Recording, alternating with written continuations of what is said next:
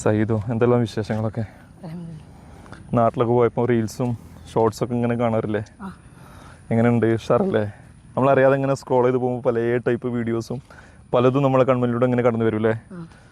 അപ്പോൾ നമുക്ക് ചിലപ്പോൾ ഒഴിവാക്കാൻ കഴിയില്ല, എന്നാലും നമ്മൾ ഒഴിവാക്കാൻ ശ്രമിക്കും. പക്ഷേ നമ്മുടെ ഈ ഹവൻ നഫ്സ് എന്ന് പറയും, നമ്മുടെ ദേഹേച്ഛ അതിനെ സമ്മതിക്കൂല. അപ്പോൾ അതാണ് നമ്മൾ ശരീരത്തോട് യുദ്ധം ചെയ്യാന്നൊക്കെ പറയുന്ന പോലെ നമ്മളതിനെ എതിരിട്ടിട്ട് നമ്മൾ അതിജീവിച്ച് നല്ലത് മാത്രം കാണാൻ അല്ലെങ്കിൽ കേൾക്കാനുള്ളൊരു അവസരം നമ്മൾ തന്നെ ഉണ്ടാക്കിയിരിക്കണം.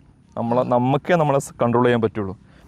അപ്പോൾ ഞാൻ ഇപ്പം നമ്മൾ പറയാൻ ഉദ്ദേശിച്ചത്, ഇപ്പോൾ റബീഉൽ അവ്വൽ 1 ഇന്ന്. അപ്പോൾ റബീഉൽ അവ്വലുമായി ബന്ധപ്പെട്ട് ഇന്ന് നമുക്കൊരു തീരുമാനം എടുക്കാം. അതായത് നമ്മൾ റസൂലുള്ളാഹി സ്വല്ലല്ലാഹു അലൈഹി വസല്ലം തങ്ങൾ നമ്മൾ എന്ത് കാണുകയാണെങ്കിലും എന്ത് കേൾക്കുകയാണെങ്കിലും നബിതങ്ങളെക്കുറിച്ച് കാണുക, നബിതങ്ങളെക്കുറിച്ച് കേൾക്കുക. ഓക്കെ, അപ്പോൾ ഒരു ഷോർട്സ് കാണണം, അപ്പോൾ നമുക്ക് കാണാൻ പറ്റാത്തതാണ് അതൊരു ഒഴിവാക്കുക.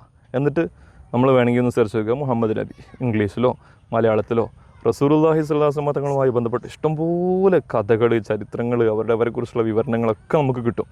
അങ്ങനത്തെ എന്തെങ്കിലും ഒരു സംഭവം നമ്മൾ കാണുക. ഓക്കെ, അപ്പോൾ കാണുമ്പോൾ അങ്ങനത്തെ കാണുക, കേൾക്കുമ്പോൾ നബിതങ്ങളെക്കുറിച്ചുള്ള മദ്ഹ് ഗാനങ്ങൾ കേൾക്കുക. പിന്നെ അപ്പോൾ നമ്മളെ പഞ്ചേന്ദ്രിയങ്ങളിൽ 2 സംഭവമായി, കാഴ്ച, കേൾവി. ഇത് രണ്ടും റസൂലുള്ളാഹി സ്വല്ലല്ലാഹു അലൈഹി വസല്ലം തങ്ങളിലേക്ക് നമ്മൾ ടച്ചാക്കി. പിന്നെ നമ്മൾ സംസാരിക്കുകയാണെങ്കിൽ നബിതങ്ങളെക്കുറിച്ച് സംസാരിക്കുക. ചെറിയ കുട്ടികളോട് നബിതങ്ങളെക്കുറിച്ച് കഥകൾ പറഞ്ഞു കൊടുക്കുക.